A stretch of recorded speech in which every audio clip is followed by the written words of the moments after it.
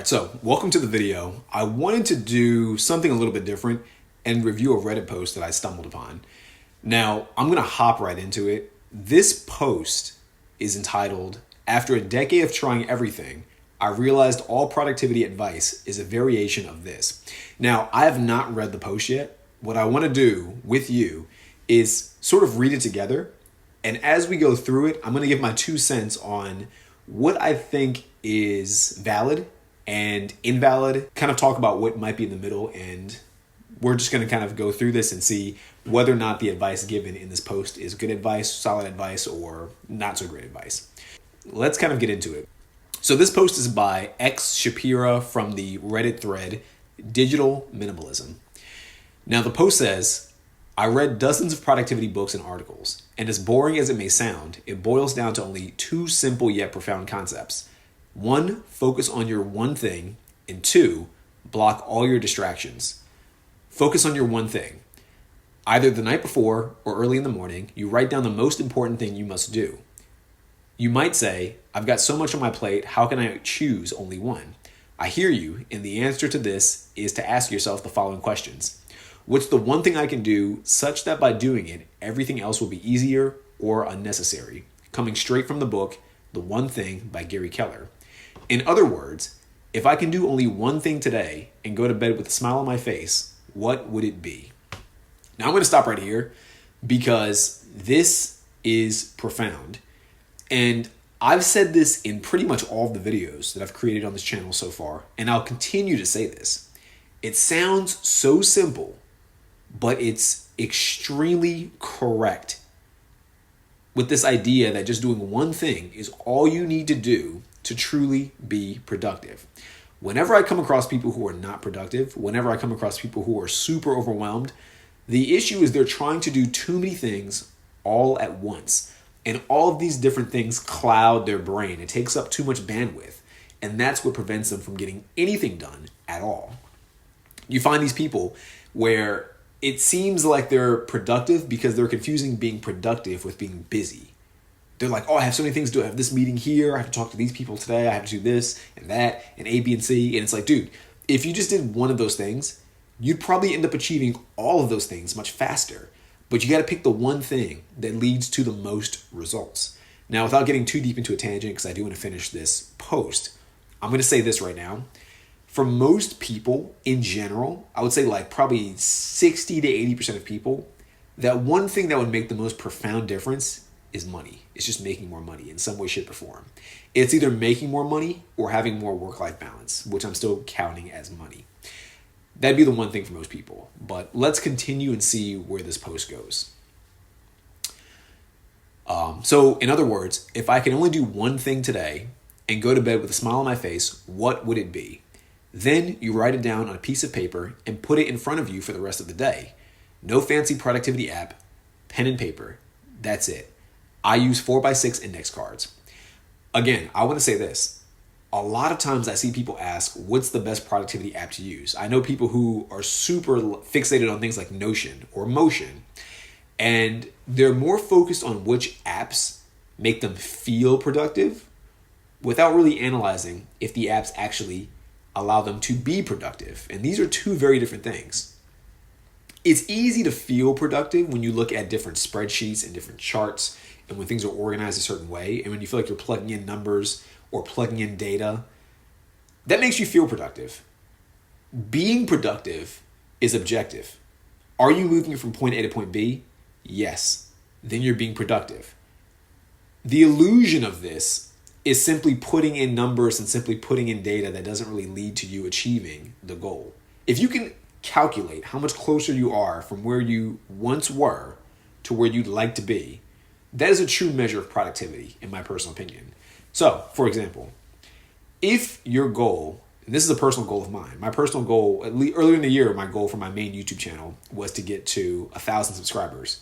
Currently, I'm at about 4,000 subscribers. My goal, really what it came down to, like when I break down exactly how to get from point A to point B, I figured there's no real strategy between blowing up on YouTube. There's no real strategy for getting subscribers. I've seen everything work. And I'm not a YouTube guru, so perhaps someone else who's more familiar with YouTube or who's more well-versed might disagree, to which I'm completely open to. But what did seem to be consistent is posting consistently, making videos consistently. So that was my strategy. I figured I'd post at least 2 videos per week on my main YouTube channel and see where that gets me. If it leads to me not increasing in views or not increasing in subscribers, okay, I'm doing something incorrectly. I need to change something. If it leads to me improving in subscribers and increasing my overall views, then I'm maybe onto something. And that's what I did. And after about, I think 2 or 3 months, I went from about 500 subscribers to where I'm at now with about 4,000 subscribers. So that'd be the one thing that was measurable. It's measurable because I can count.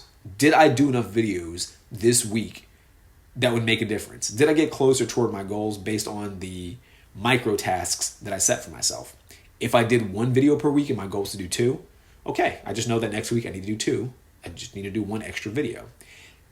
If 2 videos doesn't work, or if it slightly works, but I think 4 might be a lot better, bump it up to 4. It's measurable, it's observable, it's objective. That's what I mean when I say you need to do the one major thing that makes the most difference, but it needs to be measurable. It needs to be objective. A lot of people do things that aren't objective, and they don't make much progress because they're not doing anything that's actually productive. They're just being busy. And so in the post, I'm going to put this in the video as well, but in the post he shows his note card and he has 3 things. First one, learn React. It looks like native. I'm not sure what that means, but that's what the first line looks like. The second line is reply to Dave's email. The third one is research ways to cut down the cost of AI models. These are okay. They're decent. I don't know if I would make these my personal micro tasks if I'm trying to really optimize for productivity. But these are okay. Let's see where he goes with this. You'll notice I have 3 to-dos on my list. Jim Collins put it this way. If you have more than 3 priorities, you have no priorities. So your first priority is your one thing. Great. Next is to figure out what else is important, but not as important as my one thing. To help you with the decision, what should I do next? You can ask yourself again the question, what's the one thing? It's not a magic question. It's a tool to help you find your North Star. Block all your distractions. Okay, so before I get to the distractions part, yeah, I agree. I've already been through this. Like I said, I don't know if I agree with his top 3 list, but it's a good enough list, I think. I'm assuming native is, or React Native, I'm not sure what that is. And perhaps that's some kind of software. Maybe he's a programmer or something like that. Reply to Dave's email. That's good. Research ways to cut down the cost of AI models. Sure, that's okay. What I would probably do, just if I had to add something, I'd have a planner. I talk about this all the time. I'd get a planner and I'd put these in specific time blocks. The reason why, if you've never watched my other videos, the reason why I like to do this is because it lets you just see how you're using your time. That's essentially what it comes down to. It lets you see how you're using your time. That's what it comes down to. I tend to find that a lot of people overestimate what they do in a single day. A lot of people think that they're super productive or they're doing so many things throughout the day that they're so busy. But then when you sit there and have them actually write things out on a planner and go back and review it, you find out that much of their day was spent on phone calls that weren't necessary, scrolling through YouTube or Instagram or TikTok, basically just consuming data or consuming content that's not valuable to their goals. And these things aren't bad if they're done scarcely, but they are bad when they're done consistently. So I would probably just put these into like an actual, not a to-do list, but an actual planner and say, this learn React Native, maybe give yourself an hour, hour and a half. I don't know what that is. So, depends on what that is. Give yourself an hour, hour and a half to do that. Reply to Dave's email. I'd probably barely put that on the planner just because that sounds like it takes 10 seconds. Research ways to cut down the cost of AI models. Fantastic. Research type stuff. Maybe give yourself 3 hours, 4 hours to actually research things. Totally cool. And then from that point on, see how much day is left. And if you really want to maximize productivity, depending on what your overall bandwidth is, depending on how much you want to do in a single day, maybe add one more thing in there. Just one more thing that'll really get the needle moving. So that'd be my 2 cents. I don't know his overall goal. Depending on what his goal is, maybe I'd suggest different micro tasks. But in the grand scheme of things, the general lesson, I think, is solid for this person. So let's continue. Block all your distractions. To apply the first concept, you have to remove what's holding you back. What's holding you back? Of course, distractions. Don't try to fight it, you'll never win. Your job is to make it so hard to be distracted that you'd have no choice but to stay focused. Addicted to your phone? Put your phone on silent and leave it in the other room while working on your big 3 priorities. I say this all the time. I literally say this all the time. Can't stop checking your inbox? Block your email app.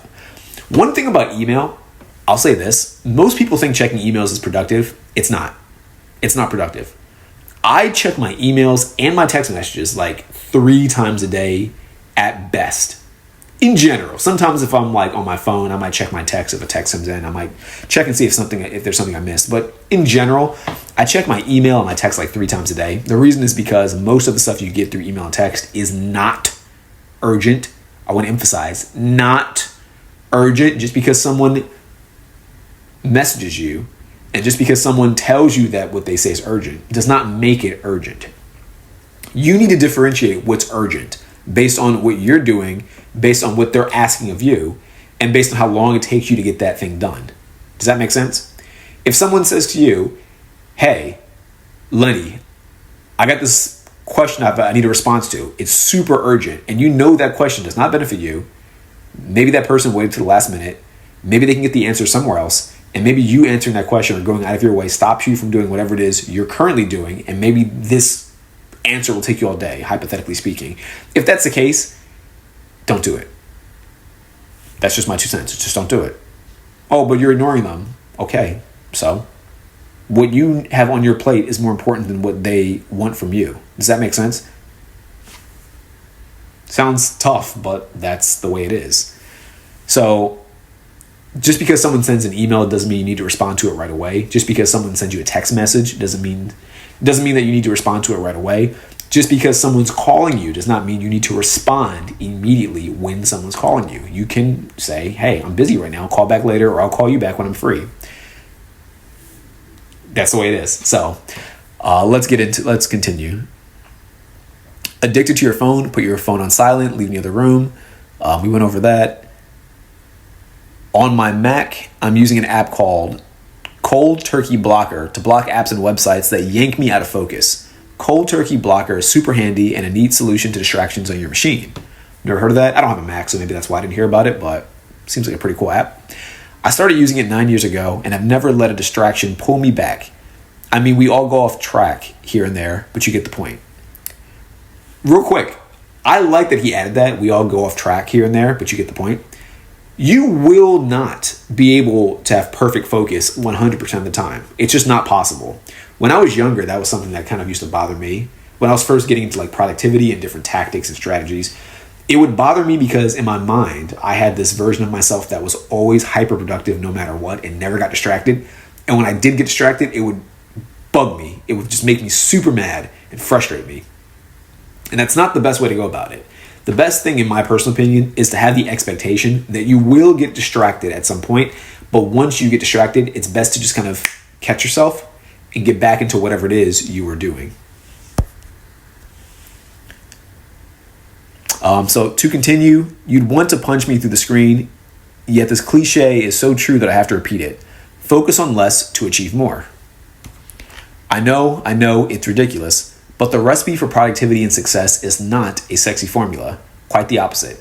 It's the extraordinary things you'll execute very well daily. People neglect it because it's so simple, and they're so damn sure it must be more hacky and more complicated. Look at the industry.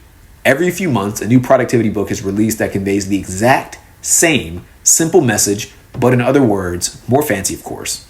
On top of that, they all have to come up with some clever formula, e.g. DAMN, to make it sound like a bulletproof system. If you need a routine to serve as a starting point, here's mine. Use it as inspiration, not as a strict rule. 4:30 a.m., wake up, bathroom, drink a glass of water. 5 a.m., hit the gym. 6:15, smoothie and shower. 7:30, reading a book and praying. 8 a.m., focus time 1. 5-minute break at 9, 10, 11 for water and movement. I'm gonna stop right here. This is beautiful. I love this. The reason why I love this the most right now is because what I see a lot of people do, and this is the big mistake that most people make, they make their mornings too complicated and it requires too much energy in the beginning of their day. The reason why this is such a mistake is because the more energy that you use at the beginning of your day, the less energy you have for the rest of your day. And of course, if you use too much energy on things that do not matter early on, it prevents you from doing stuff that does matter later on. His schedule is simple. Wake up, go to the gym, pretty much eat healthy. Do one activity that starts to build momentum. That's what I say in every video. Reading a book / praying, and get to work. 8 a.m., he's getting to work. Beautiful. Perfect.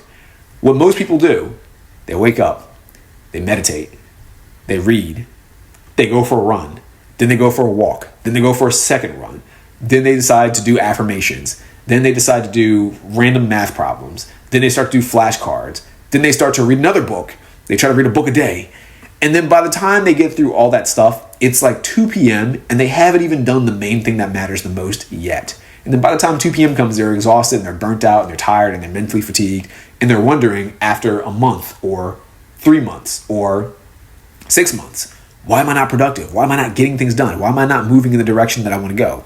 The reason is because you're doing too much in the mornings. Focus on the one thing that matters and eliminate pretty much everything else. This is solid. Just a book to build momentum, and by 8 a.m., he's working. Perfect. I love it. To continue, 12 p.m. lunch, 12:45, check inbox and answer emails. 2 p.m. focus time 2. I love how he gives himself like an hour and 15 minutes to check emails and his inbox. Most people don't need that much time, but it's a good time block. It gives him ample time in case he does need it. But if he doesn't need it, he has time to jump into focus time 2 or take a break if he needs it. 5-minute break at 3, 4, and 5 for water and movement. 5:30, play with my kids. I love this. He's adding in fun stuff. The reason why I like this is because a lot of people think that being productive is simply just grinding things out all day. They'll think to themselves, I need to be working from 8 a.m. or 5 a.m. or 6 a.m. until like 9 p.m. You need to do fun things. You need to do things that free up the mind and allow you to kind of relax. They can be stimulating, but they don't need to be focused on your main goal, because that takes bandwidth, that takes mental energy, that fatigues you, and that leads to stress. And when you get stressed out too much, that leads to burnout. And when you burn out, guess what? You don't do the things that need to get done. So you don't actually improve. Playing with his kids, I'm sure from a family standpoint, it's fantastic. But it probably is also just nice to kind of de-stress and play with your kids, relax, laugh a little bit, have a little bit of fun. He gives himself an hour and a half to do it. 7 p.m., light work. Tying up loose ends if need be. That's perfectly fine. For some people, I think that'd be a great time to also just rest. I think 5:30 looks like a hard cutoff, I think, for most people. I would say probably for like 95% of people, if they did his entire schedule up until, let's say 5, like made it like a strict 8 to 5, like a general work schedule, but it actually focused from 8 to 5, not like straight, but like the way he's presenting it, people get so much more done. Now, real quick, you're probably watching this and you're thinking to yourself, but I work a 9 to 5, or I might work an 8 to 4 or an 8 to 5. What do you mean more people should do that? I do that and I don't feel productive. What most people do is they don't actually focus during that time. A lot of people, when they're actually at work, they're not that productive because there's a lot of reasons why.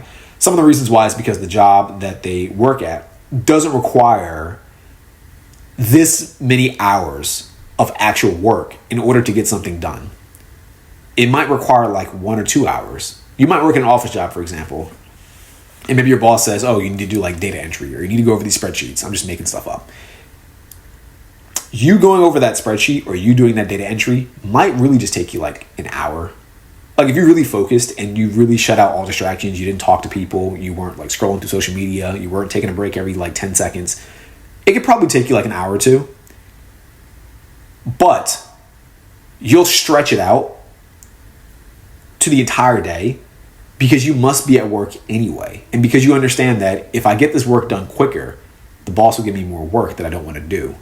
So it's better to do this light activity and stretch it out to make my life easier than to do something than to finish it quickly to get more work that I don't want to do, which I can also probably finish quickly just to get more work because it's more overwhelming that way. I don't think it's a good structure that bosses do that, but I totally, I get the employee's mindset.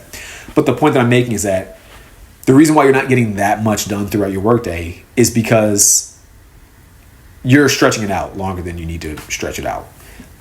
And this habit leaks over into your daily life as well. Sometimes in your daily life, you might have things that you should get done, or you maybe want to get done, and maybe you know the steps to get it done, but you stretch it out much longer than it needs to get stretched out because you're getting distracted by so many different things because you're so used to working that way. It becomes like a habit, a bad habit. So I definitely think for most people, whatever your goal is, if you gave yourself like from 8 to 5, 8 to 4, probably even 8 to 2 to get it done, you could get a solid chunk of it done and have the rest of the day to do whatever you want. Just my 2 cents. 7 p.m. light work, 9 p.m. wind down and prepare for bed, 10 p.m. sleep. Beautiful. Great schedule. Remember, there's no perfect day. No matter how hard you try, there will always be something incomplete. An unwashed car, unread emails, and so on. Just accept it and move on. I have severe ADHD and struggle to cope with undone tasks. So for my own peace of mind, I created a maintenance day. Every 2 weeks or once a month, I schedule one. Have unimportant tasks that must be done? No problem. Add them to a maintenance list. Then on your maintenance day, you take a half day or a full day off and clear that list.